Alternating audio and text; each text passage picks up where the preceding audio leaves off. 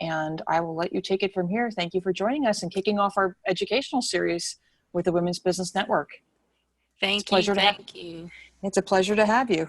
Thank you so much, and I am honored to be here.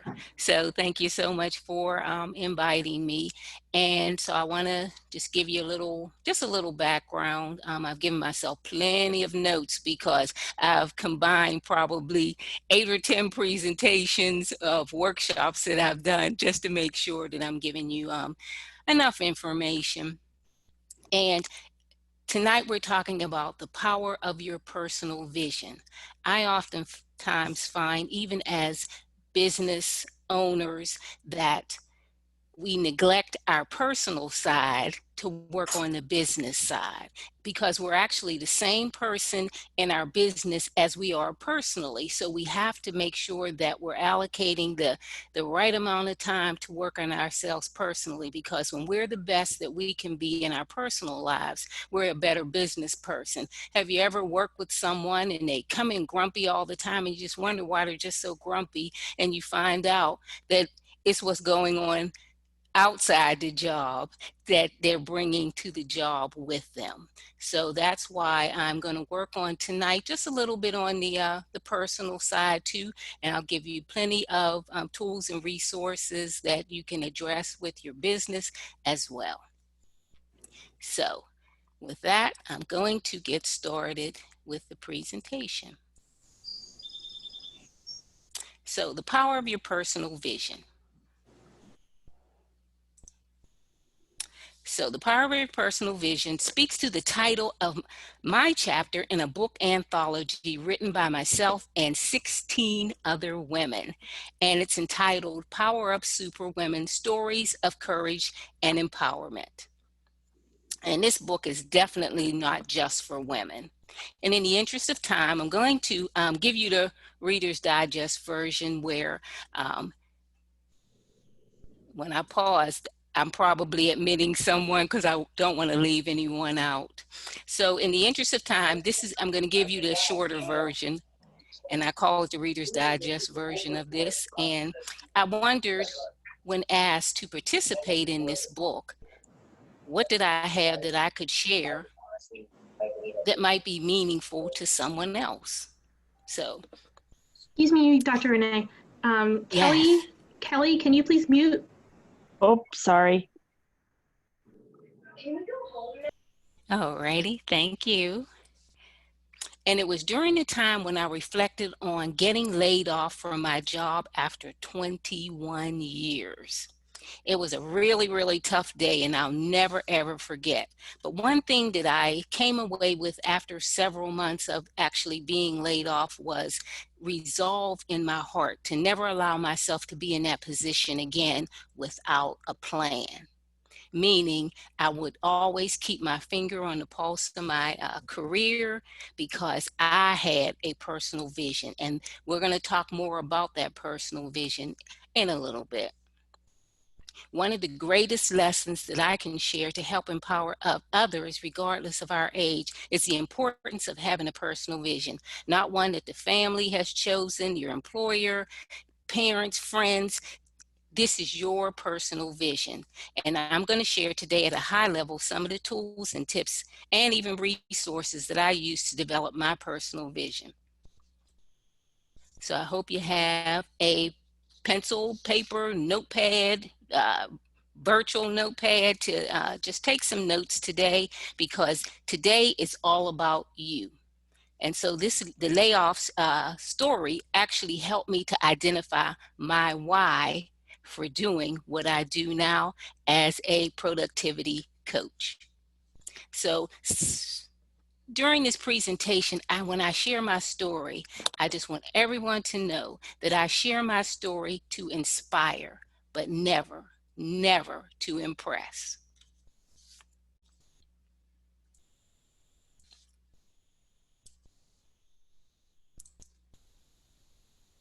Change. The only thing that is constant is change. Wow. If we didn't know it before, we certainly do now.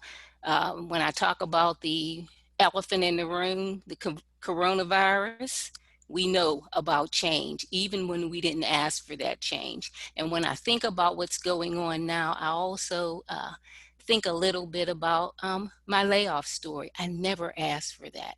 They didn't ask my permission. They didn't, even warn me about that. And so that's why I'm going to interject some things today about change. As I talk about the power of your personal vision, be reminded that I want us to think about change as it relates to any of our goals, whether it's a personal goal, a business goal, and even with all this going on, we don't want to abandon our goals, but we have to shift. When unexpected change happens, we just shift. As I talk about the power of your personal vision, be reminded that it's related to our goals, even when things are going on that we just don't understand. So, and I liken that to a road trip. Anybody who lives in Pennsylvania, have you ever gone on a road trip on the PA Turnpike and you have your GPS, everything set, and all of a sudden you find out there is an accident or just a detour. One thing about the change, you will detour, but you will ideally and optimally reach your destination. And so that's why I mentioned change today, and that how we can actually look at change, shift, and then become a better version of us. What is a personal vision?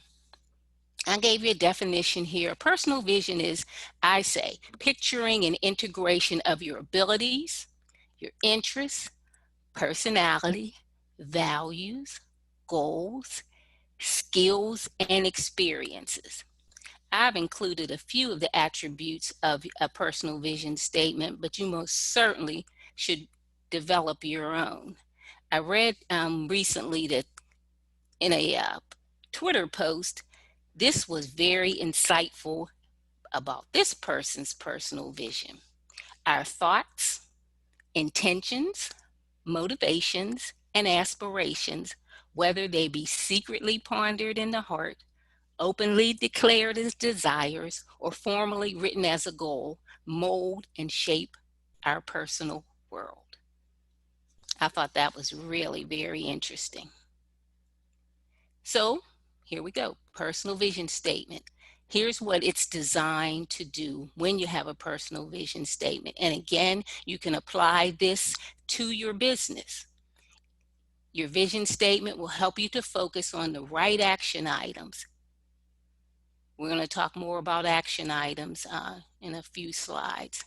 Helps you identify what is actually important, both personally and professionally. That's your why. Gives you direction and increases your focus. When you develop a personal vision statement or even professional one that reflects on your current goals, it doesn't have to be elaborate, but again, reflect on what is important to you.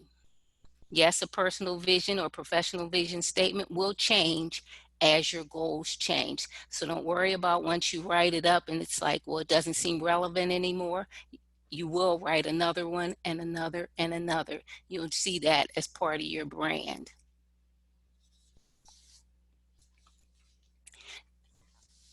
I conduct an exercise. I do vision board classes, and it's a very extensive class. It's not just posting pictures on a board and, talking and then just going away. I do in-depth training around that to try to help ensure that once you leave that vision board party, that you are actually working on your goals.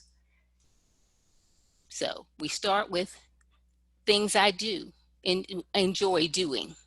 What brings me happiness, joy, issues or causes I care deeply about, things I do well.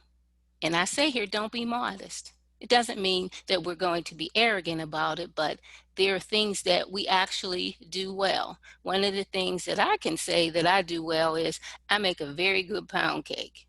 So, it's okay to not be modest about it, but just the modesty sometimes keeps us from thinking, well, do I really do that well? Or, oh, well, it's okay. Or sometimes someone will ask, well, what do you do? Well, I only do. So, what would I do if money nor failure were an option? Some things I would like to improve. I've even heard many times that while the questions aren't necessarily difficult, it's just not something many people have thought about. I've not included an example of my personal vision statement on purpose because I want yours to be authentically you. I find that the arch enemy of productivity can be comparison, and that's a topic for another session.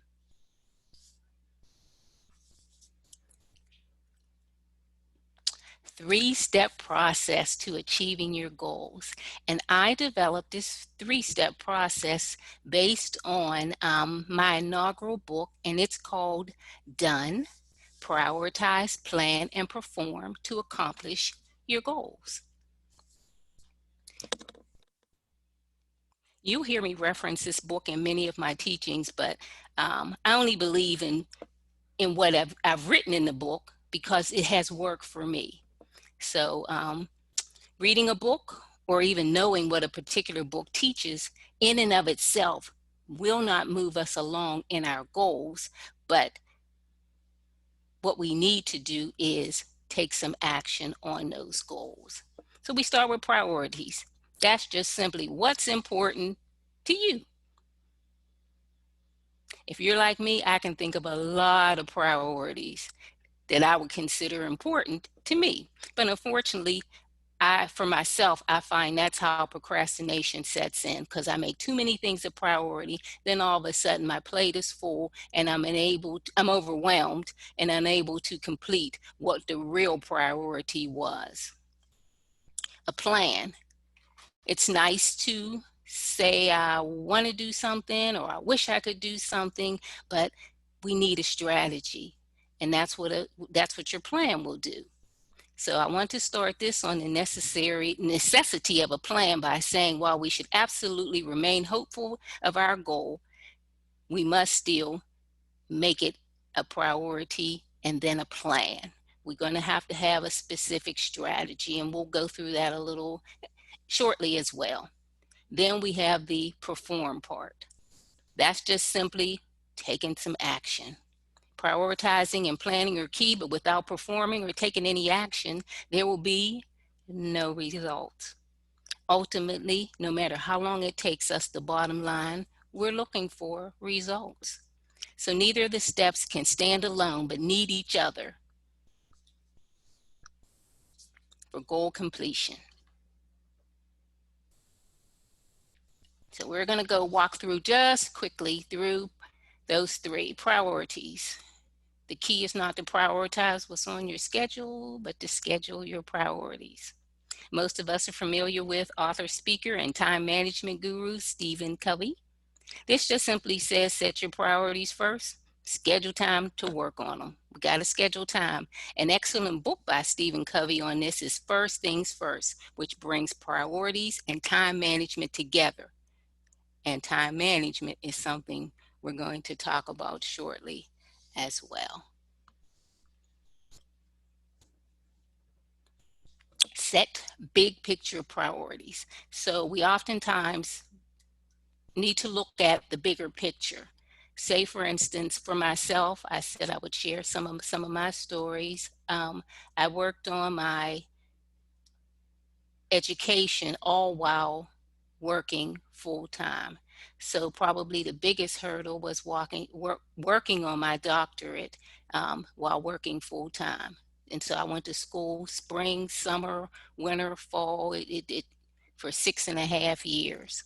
So I was looking at the big picture because it oftentimes became extremely overwhelming. And that's how I became so good at productivity and setting priorities, because in order for my life to flow as well, I had to look at the bigger picture, else I would have been overwhelmed and possibly not completed the program. Let life happen through you, not to you. And that just says when we do that, our actions are deliberate. Deliberate in this case, I just defined it as conscientiously, intentionally, just not random. So I'm deliberate. When I was going to school, I was deliberate in making sure that I used my lunchtime instead of eating. I brought lunch and was able to use that time. So my actions were deliberate, directed, specific steps, going in a set path. So I was going down the path through coursework first, then the dissertation in order to achieve the actual degree. And purposeful. This speaks to the why. It was something that I had always wanted to do and consider. And so after I had gotten laid off from my job after 21 years, I actually went to work for a university. So that made it all possible. Versus reactionary, saying, don't wait until it rains to buy an umbrella. And that was how I had to operate when setting these big picture priorities. I didn't have room nor time to be reactionary. I had to plan as best I could. Of course, we don't live life linearly. So, of course, there were things that came up that shifted me in a different direction, but I still was able to make it happen. Time management. What is time management? Here's a definition I like. The predictable control that an individual can exercise over a series of events. Nice definition, but here's the news flash. You don't actually manage time, but we manage our actions. In my coaching, the two areas that most, when asked, are listed as barriers to their progress. They'll say time and money. We're not going to focus on money today, but either can be more effectively managed through our actions. And we'll go over some examples shortly of that. Because if we were to manage time, I say 2 o'clock is coming at just that time, 2 o'clock, whether we're ready or not. So since you cannot control or manage time, you have to control your actions within that specified period. So that's why I say I don't believe that we manage time, because we're only going to get, as we'll talk about shortly, 24 hours. Here's some time factors. It is equally distributed resource. Everybody, everyone gets 24 hours. It doesn't matter who you are, where you live, you're only going to get 24 hours. Oftentimes in my coaching, someone says, oh, I just need more time in a day. Well, unfortunately, that's not going to happen. We're only going to have 24 hours, and we do need some of that to actually sleep. Time is an unrecoverable resource. Cannot be bought or sold. When it's gone, it's gone. It's actually more valuable than money. After a loss, more money can be made. Once time is gone, again, it's gone. And the fact that we know all of these, because I'm sure I'm not telling you with this, anything that you don't already know, but yet we are still challenged by time management. And what's the reason for that? One of the reasons I say, or I'm listing some of my potential time stealers. Electronic devices, social media. I can't even say how long, I could be on social media just reading story after story and catching up with people, and before I know it, time has just escaped. And I've had to manage that much, much better in my 24-hour period. I oftentimes may even set a timer, and when it goes off, I'm done for the day and I'll come back tomorrow. One of the other things that I've had to really, really work on and still getting better at it are notifications. Bing, ding. We have so many different electronic devices and if we have different apps, we have notifications for those apps. It's almost like most are familiar with the study with children where it's the shiny object. It's like you're focused on trying to do something, and then the notification comes, bing, and now you're distracted. And sometimes we may not even go back to what it is that we were actually working on. One of the other things is poor communication. Have you ever, whether it's at home or on a job, given somebody a directive or some instructions for something, and we thought we were clear?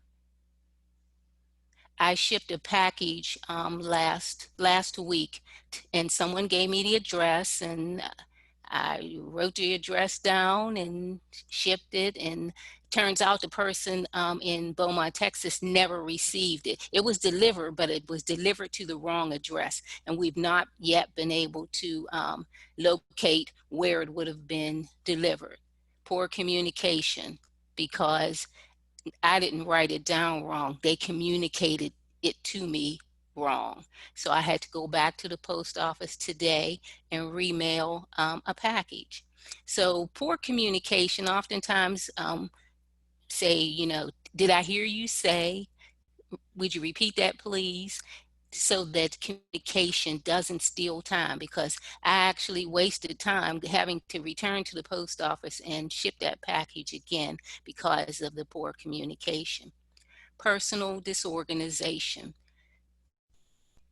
Personal disorganization is definitely something that, how much time do we spend looking for something that keys, maybe remotes, just different things, that we can just kind of have a place for things and put it in its place. Those are just like time stealers, because I'm good for running around, looking for glasses or just anything, and that's stealing my time. I could have been doing something much more productive. Other potential time stealers: stress, anxiety, and fatigue. When we're stressed out, when we are anxious and we're tired, we don't get as much done because they've stolen our time, because we're just too stressed out that we can't think about it right now, or we just can't do it. So those are some things to consider. You feel free to make your own list of your potential time stealers as you work on your time management. Time management tips.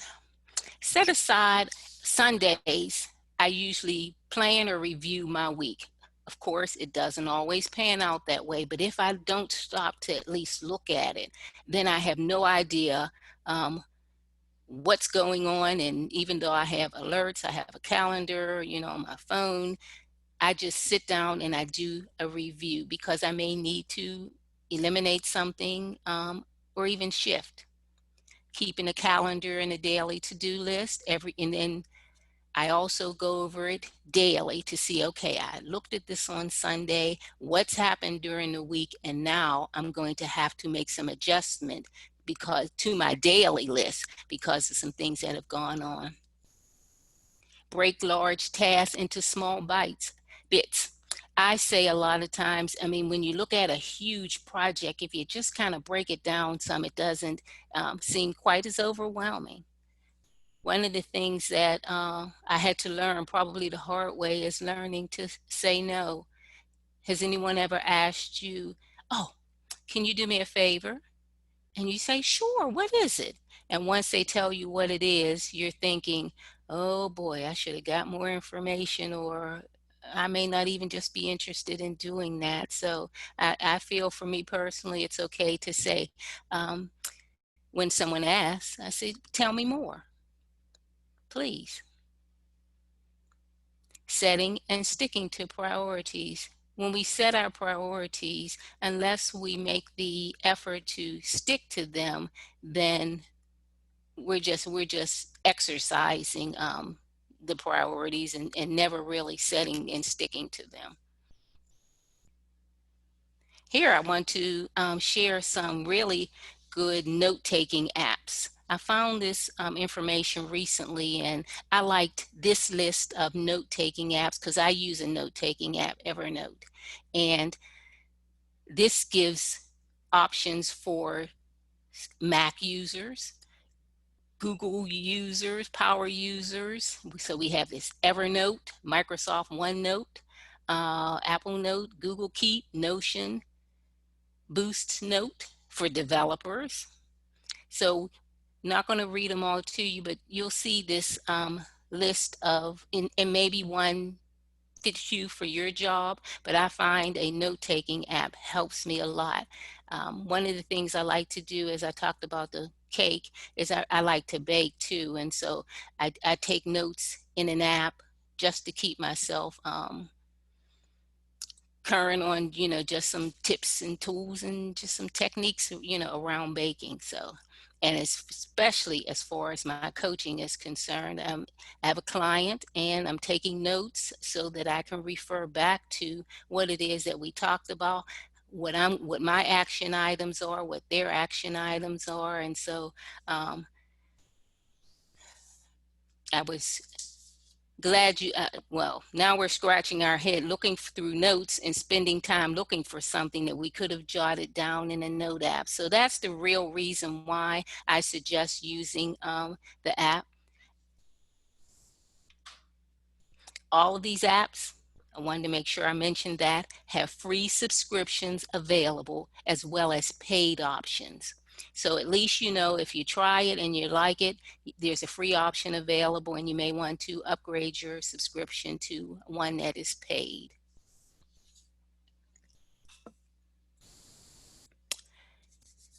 This is one of my favorite apps, and it's called the Pomodoro technique. And it helps us to improve focus, which will improve our productivity.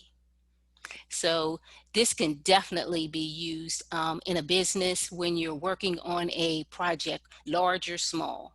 So enhance your focus and concentration by reducing interruptions. We talked about the time stealers, and use of an app can help you to reduce those interruptions. Increase awareness of decisions and boost our motivation and keep it consistent. So I'll tell you a little bit about, if you're not familiar with the Pomodoro technique. There are 6 steps. So you first have to decide on what are you going to do? What's the task? Then you set, it's called a Pomodoro timer. It looks like a tomato, but any timer will do. And traditionally, you set the timer for 25 minutes. And that's when you begin to work on the task. And you end your work on that task when the timer rings and put a check mark on a piece of paper. So if that task isn't completed in 25 minutes, then you will set it for another 25 minutes. But before you set it for the second 25 minutes, you take a 3 to 5 minute break. You are not to work on anything else. You're not to get on the cell phone, check email. It is just for you to take a short breather or break. After 4 Pomodoros, or they're called intervals, you're going to take a 15 to 30-minute break and complete that process over and over until you complete the task. I know 25 minutes may not sound like a lot of time, but you'd be surprised when all of your focus is on that project in 25 minutes. You'd be surprised how much you can come away having accomplished, because you didn't have any interruptions. You were constantly focused on that one project. And so you continue this process until you actually complete the project. Sometimes it takes days, sometimes it takes weeks, it just depends. But that's what the Pomodoro technique. And the one that I use is Focus to Do. That's the app that I use. I found it very intuitive and easy to use, and that's called Focus hyphen to TO dash do DO. Focus to Do. So if you want to look that up, I think you'll find the Pomodoro technique, if you've not used it, very interesting. So let's ask ourselves, what's your priority? health and wellness, finances, spiritual, family, education, career, retirement, or even something else. Yes, you will have more than one life's priority, but there will be times that some will have a greater priority, not lesser importance. Remember, there are only 24 hours in our day. So we move from priority to plan. And plan, I'll say, is a clear vision backed by definite plans, gives you a tremendous feeling of confidence and personal power. When you set a strategy, it makes everything much, much clearer when you set that plan in place. Formulating plans means thinking about the future so that you can do something about it now. That's all. That's really all a plan is. How you set it up and formalize it, that's a different story, but that's all a plan is. We're thinking about something right now. It's for the future, but we're going to start working on it now. Helen Keller once said, "It's a terrible thing to see and have no vision." What about your vision? Hope you're thinking about it and writing and jotting down some notes as we go through this presentation. I use S.M.A.R.T.E.R goals. I've used SMART goals, and now I've found it upgraded to SMART.ER goals. Specific. Your goal must be specific. This means you just must point out with clarity and detail exactly what you want to do. Whenever I turned 50, I am now 63, almost 64. When I turned 50, I knew I wanted to go to Hawaii. That was just my goal. So prior to that, probably about a year and a half before that, I did all the research and looked um, at all the sightseeing. And so by the time my birthday came, I had planned the trip, and my husband and I had planned the trip, and we were very specific about what that goal was. So measurable. Your goals must be measurable. Spend time to develop a process that you will use to measure your progress towards the attainment of your objectives. Mine was measurable by me looking at it at the itinerary for Hawaii and putting everything in place that I knew that we wanted to do. Is it achievable? When we looked at the cost and the budget, we knew it was achievable, but if we couldn't do it in 3 months or 6 months. So like I said, it was a much longer for us to save up the money so that we would be able to go to Hawaii. And it was actually relevant because it was relevant to my birthday celebration. So when we look at our goals, we need to look at them being relevant. What's your why? I mentioned that several times. Time bound. We had to set a date. My husband and I had to make sure that we had the time off from work so that we could take those 2 weeks to travel to Hawaii. Then we move to, after we go through the typical SMART, we go to evaluate. Oftentimes, when we set a goal, we get through the S.M.A.R.T.E.R, but if it's not where we think it should be, or it's not panned out the way we thought, we have to go back and we have to evaluate it again and then readjust it. Oftentimes, our goals just won't be set in sand. We'll have to make some evaluations and readjustments. So that's why I put down here today the SMART.ER goals, just in case you set a goal and you don't achieve it with this S.M.A.R.T.E.R part of it. Say, I'm not going to abandon that goal. I'm going to reevaluate it and readjust that goal. Win the war on procrastination. This is extremely, extremely important. The only way to win the war on procrastination is to do it. This can be on a personal level as well as in our businesses. When you set the vision for your business, you're going to have to do what you said you were going to do and win that war on procrastination. Procrastination, I see this oftentimes in my coaching. Procrastination can hurt. A friend, she was working on her PhD, and she procrastinated, and the statute of limitations expired, and that meant she did not complete the program. And if she wanted to, she would have had to start all over again, because they gave you 7 years, and life and some procrastination, stepped in. And so she was going to have to pay a student loan for a degree that she never achieved. And that's a painful side oftentimes, and it doesn't have to be that extreme, but side effects of procrastination include missed opportunities. Have you ever missed an opportunity and said, oh, I wish I would have, if I had done this or I had done that, and the door opens, and by the time, you're ready, it's closed because we procrastinated. Frenzied work or personal hours. I'm an early morning person, so quite naturally for me, that means I'm not up at 1 a.m.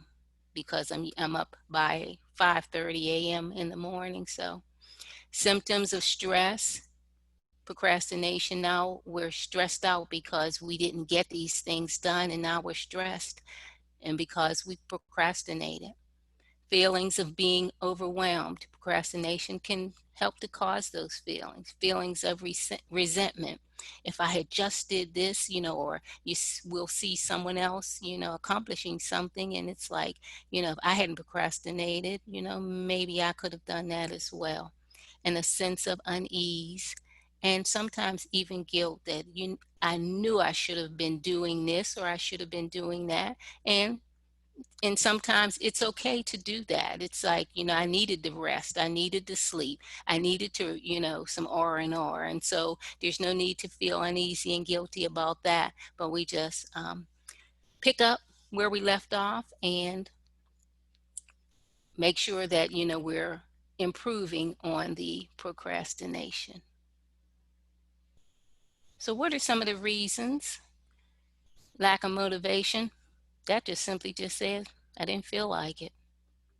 Overwhelmed. Sometimes a task can be really very monumental. And so if it's a monumental task and we think about it, it's like, it was just so big that I just didn't do anything. I had planned to do this or I planned to do that. And it's just a monumental task.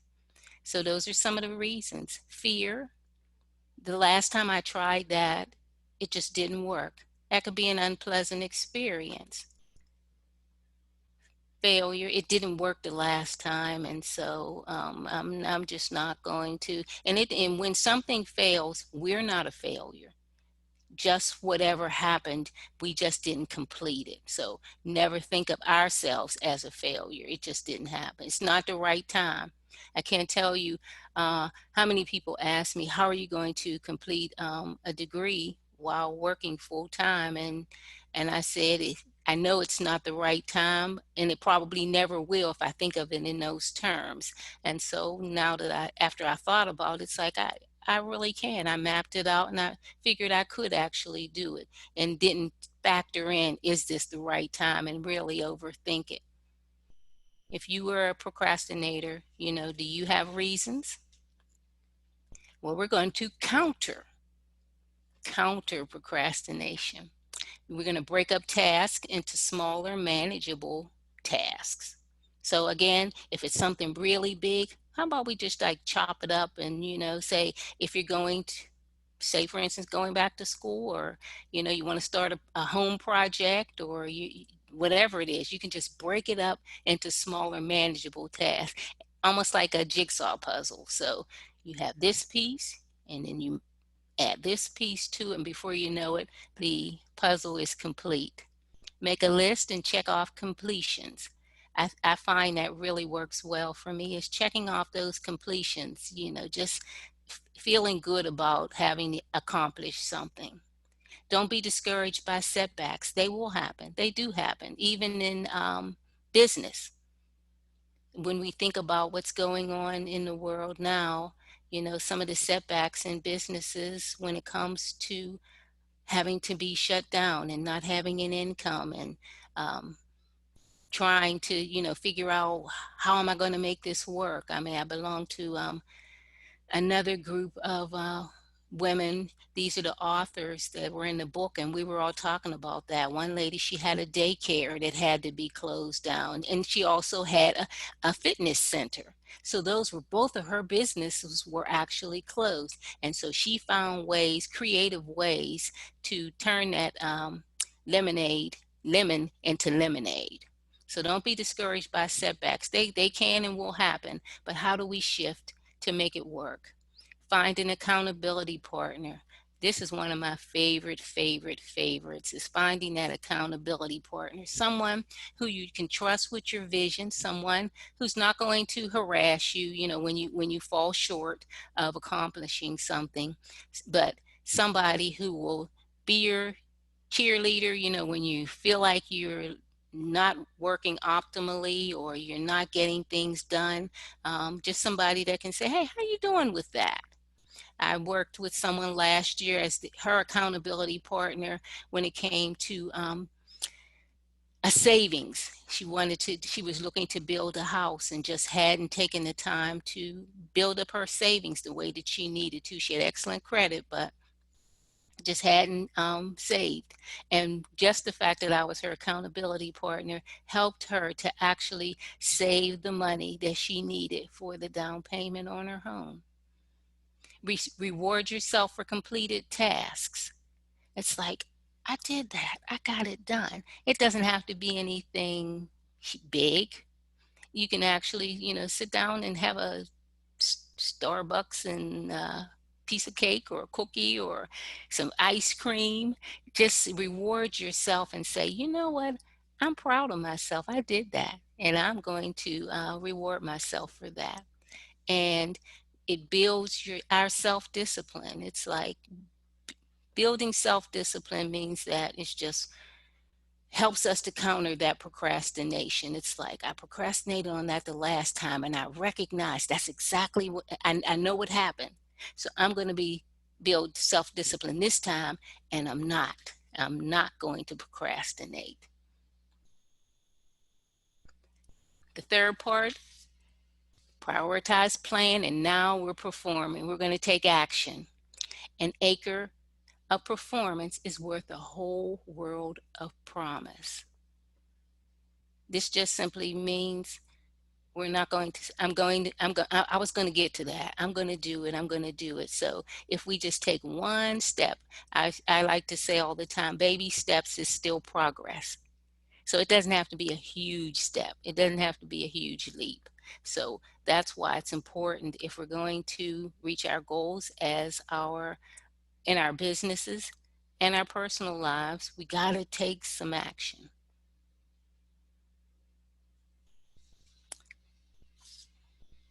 Perform just means, again, taking action. Performance requires the skills of perseverance, creativity, and resilience in the face of change. Again, going back to in the beginning when I talked about, that the change that we're going through. So we're going to need to persevere. If your business has been impacted, and most businesses to some degree have been impacted, we persevere through that. And we say, well, how can I reinvent myself or re-engineer a process that will also help me to see it differently? So if anything were to happen again, we have alternatives. Creativity. Creativity is so important. If you've looked at some of the companies that have started to make hand sanitizers, companies that have started to make masks, so many ways that companies in the wake of all that's gone on have stepped up and been creative. Are there creative ways that we can look at our business model and say, you know what, I think I could do that just a little differently, even though we don't have to, because we weren't impacted negatively, but in the future, how about I just kind of shift and see what I can do differently in the way of creativity?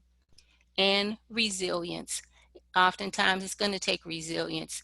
We're pressed down and we get back up, and we press down and we get back up again. So the performance will oftentimes require resilience, because it may not go exactly the way that we want it to, but that resilience will say, I'm down, but I'm not out. And that's why I was wanting to mention that about the different companies that showed that creativity and resilience and perseverance when their doors were closed. A lot of the restaurants didn't have an online presence. They weren't ready for takeout only, but they were able to take the action necessary to persevere with some creativity and resilience. Words to remember. It always seems impossible until it's done, by Nelson Mandela. I'm going to end this presentation exactly where I started, with my layoff story. There are similarities for me with my layoff after 21 years and what's going on today with this pandemic, in that even though we are starting to open up again, in that I didn't ask or welcome the layoff nor what's going on right now. But like the layoff, I have shifted my perspective from what is to working towards what can be. In 2019, I left my job after 18 years to pursue my passion for coaching. And it wasn't, and I set priorities, plans, and I took action. Why? Because there is power in your personal vision. Thank you. Thank you for my presentation. And here is my contact information on my website. I have a free download of the first chapter of my book done, Prioritize, Plan, and Perform to Accomplish Your Goal. I also have a 20-minute mini course, 20 minutes, that's all it takes, on change. And the change model stands for C for creativity, H for looking at our habits, A, examining our attitude, N, change is necessary, G, change helps us to grow, and E, change, what are our expectations? Thank you again, and I will stop sharing my screen. Thank you, Dr. Renee. This is Rosemary again. Thank you so much. I have taken about 6 pages of notes, double-sided, so thank you. Again, Dr. Renee has been developing and facilitating workshops in personal and professional development for over 10 years. She is a Pittsburgh gal. She has earned her doctorate degree in higher education administration from the University of Pittsburgh, her MBA from Point Park University, and her Bachelor of Science in Business Administration from Robert Morris University. And she was also honored in 2016 as a New Pittsburgh Courier Woman of Excellence. And her mission and purpose is crystal clear: to empower others to live their very best life and achieve personal and professional success, one strategic initiative at a time. And we are so greatly thankful for having you here with us today, Dr. Galloway. Thank you so much for being our guest speaker. So if you have any questions, I'm just going to let that, if Dr. Galloway, if you could do me a favor, if you could put me back on as host. But if you have any questions for Dr. Renee, is that, Dr. Renee, do you have a few minutes? I do. That we can ask? Perfect. So I'll get started. One thing I really did like from your presentation was, among other things, were the 3 P's to goal achievement. They prioritize, the plan, and perform. And I really found that key, what you said with let life happen through you, not to you. That is really changing your perspective on how you handle your time management in your life. And we did, the Pomodoro technique is something that's new for me. I've heard of Evernote, I've heard of other apps, but I'm going to look into the Pomodoro technique a little bit more. That sounds, I like to cook, by the way. So that really did appeal to me a little bit. I guess it's sorry for the background noise. But if you have any questions, please go ahead and ask Dr. Renee, ladies. So what would you say is the main difference between making a vision statement and a mission statement for your business? I see vision as the, the picture, the picture of what it is that you're planning to accomplish, not necessarily. The mission is the actual action that you're going to take. It's so, like I said, vision, this is how I see myself. This is how I see the business. And the mission is what I plan to accomplish. That's a great distinction. And then also, I was just going to say, because, I mean, I've seen a lot of the things that you were talking about before, but it's so important because it can seem simple.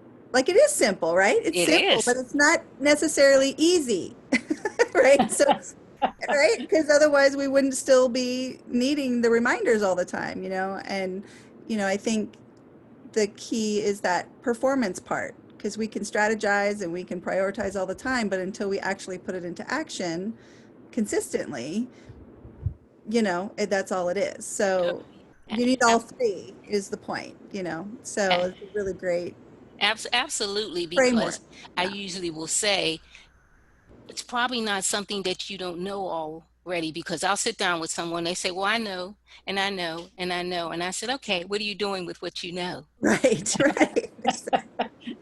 Yeah, And that's what we have to ask ourselves. It doesn't help to, gain all this knowledge and not do anything with it, to put anything into action. right.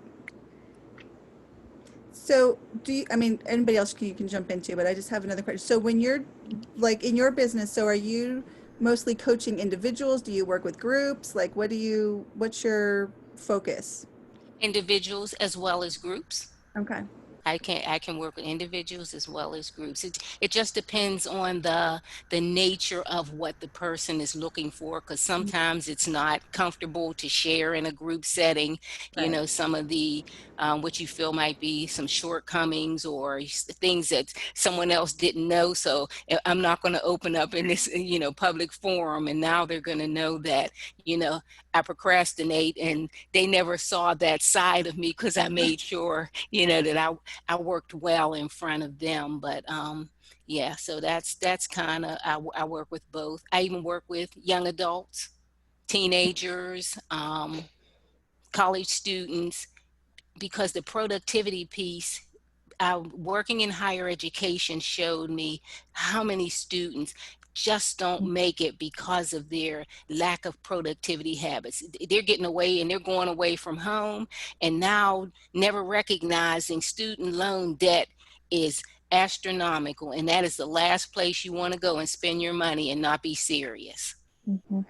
and be productive. Because I learned too that when our young people go to college too, the recruiters aren't coming for the 2.5 and the 3.0s. They're not. So if you go to school and you're not serious about getting the best grades that you can, it's average college graduation rate is 6 years. You spent that money. So having those conversations even beforehand oftentimes helps. I'll sit down with parents and the young adult as well. How do you get somebody through the roadblock of, okay, so you spent all this time getting to an achievable goal, and then you reach that goal, and then you go, is that all I worked for? This doesn't feel, fulfilling, or this is it? This is everything I worked for, and there's nothing past this? So how do you get somebody over that hurdle?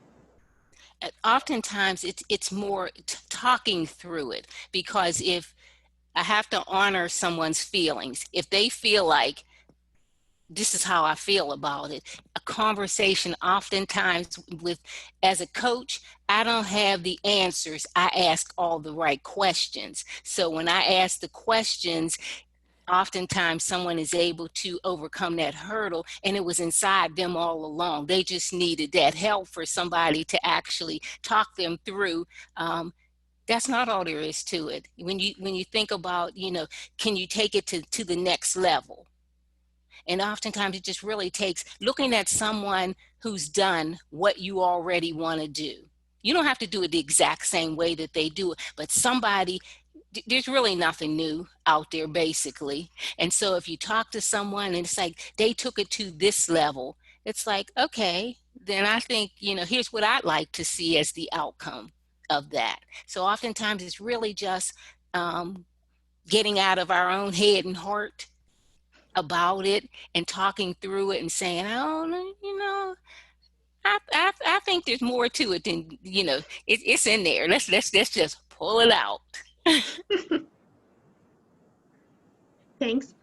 Because you know why I understand that for sure is I went for 6.5 years to get my doctoral degree and never experienced on my job any benefit from it. Mm. Not one more dollar, not a promotion, absolutely. But I knew it was the intrinsic value that after being laid off after 21 years and going to the university to work, that I did something for me. It didn't matter if it was mine. It was mine, because people would say all the time, "What are you going to do with it?" "Hmm, I don't know. It'll be mine, and I'll have it. And I became more productive as a result of knowing how do you go to school for 6.5 years, spring, summer, winter, and fall, and work full time. And my son was a teenager at the time, so yeah, For I do. me, it was school wasn't the easiest for me. So it was my whole life was towards getting through high school, going to college, getting a job. And then I got a job and I was miserable. I was like, this is what I've worked my ass off for the last 10 years of my life. This is what I have now to make me feel fulfilled. And it was terrible. So I had a lot of time. I had to figure out, what do I do with my life now? What do I actually want? I got to this goal of mine, and now what do I do? But that's okay. You don't always have to have it all figured out in the beginning. It's like, okay, that's what I did. It's like, okay, now I'm not happy. I'm not. So what do I do next? The key is not to stay in that unhappiness. Yeah, it Just took a long time to get out of that. Yeah. just because we went to school, just because we earned a certificate, sometimes it's just like I I probably I started to be a court reporter and realized, oh, I don't like that, and, and I was okay with starting it and saying, oh, I figured out that wasn't for me. But when we find out what is for us, like I said, not to stay in that, and find an accountability partner that you can say, I worked hard for that and it is not fulfilling and I need to do something else. Because I think in college, a lot of times they don't talk to us about the alternative paths that one degree can take us in. They may steer us, in one direction with a degree. This is what everybody does. Everybody doesn't want to do that. What else can I do? I can do something else. I can do what I want to do. And it's not what the career counselor told me I should do with this degree. I have a doctorate in education and I never wanted to teach. Never wanted to, I didn't want to grade papers, but what I did want to do is the coaching aspect of it, where I don't grade papers. No. Anybody else? I do have a quick question, Dr. Renee. Thank you for your time. It was really wonderful, all the information. So you helped us kind of outline some roadblocks that may block our productivity. So once we, work on those goals and work on maybe deleting those roadblocks, how do we stay motivated and not slip back into bad habits? Because they just, you just kind of creep back into those habits and all of a sudden you find yourself at the same roadblock again. I would say the accountability partner can Mm-hmm. help you when you feel like they can call you up and say, Suzanne, yeah, how you doing with that? And you can say, well, I found myself and catch it before it's full blown Mm-hmm. procrastination. Because give yourself, if you've done it for 6 months, give yourself credit for having accomplished that for 6 months. Give yourself Credit. That's the thing is oftentimes we don't give ourselves enough credit. It's like, oh, I fell off again and now I'm, and but don't worry about that. That's okay. We're all human. We're all Mhm. human. But don't let it get to full manifestation mode before Mhm. you recognize that, you know what, okay, I'm going to need a little accountability here, and be able to find that person that doesn't mind, and won't say, weren't you here before? I can't believe you're here again. That means that means we've now exhausted our time together and I need a new accountability partner. Don't be afraid to get a new one. Thank you. You're welcome. I have a comment. Hey, Uh, Joe. Hi, Renee is in the Monroeville chapter, and so is Mary Ann. And I know we are both very proud of you. You have gone beyond your 30-second commercial. Yes. Yes, Thank you. Thank you. yes. It is talking to women about this is just so, I'm just so passionate about it. Well, I can see it. I can feel it. Even through the And, computer screen. and we're very proud of you. Thank you. Thank you. Thank you. Anybody else? I know we can just keep talking all night, but you know. And I'm fine with that.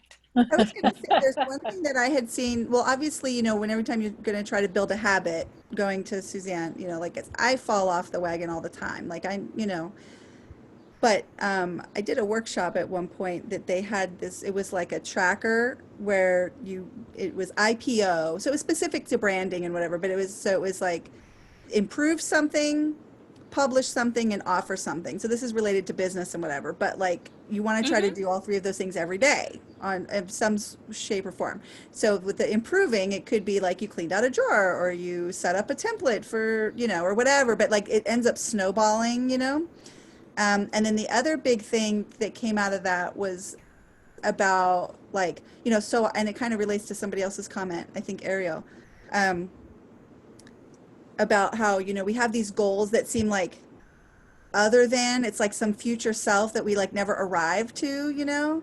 And so basically what was coming out of that was that we're saying like, try to envision like, what does that person who, whether it's personal goals or business goals or whatever, like what if that person was that person, what kinds of things do they do every day? What are their things that they do all the time? And just start doing those things now. You don't have to wait till later. Like do them now, because that's how you're going to get there, as like kind of instead of waiting for this future self, kind of adopt it now. So it's a little bit of mind trickery, but but you know what I mean? Like it And helps you start embodying that and helps you build the habits and stuff. But it's not like necessarily, again, it's not necessarily easy, but it's simple. no. So. And I think I did a meme recently in the past couple of days, and that said, just because it's difficult doesn't mean it's impossible. Right. So sometimes something can be difficult, but if we take, I just encourage you to make sure that you know that baby steps is still progress. It doesn't have to be this huge leap, you know. Baby steps is still progress, and give yourself credit and acknowledge that I'm not where I want to be, or maybe even where I think I should be, but I'm sure better off than I was. I think that's what we have to do, give Excellent. ourselves credit. Thank you so much. Yeah, thank you so much, Dr. Galloway. You're welcome. And You're ladies, welcome. ladies, this is Rosemary. If you want to check the Zoom group chat, I just put up again, the website for Dr. Renee Galloway for Sweet Inspirations is sweetinspirationsllc.com for more information, motivation, and learning. Is there anyone else that needs to take a few minutes to chat with Dr. Renee? I just want to say thanks for the presentation because it really was some valuable information. Oh, thank you, thank you, thank you. I'm glad. Like I said, it's just not work for me. It's just I'm just so very, very passionate. At one of my vision board parties, a husband and wife came, and when they left, they opened up a restaurant together, and just the fact of sitting down and being focused on what it was that they had wanted to do. So when someone walks away having accomplished something just through a conversation or a workshop, it just does my heart good.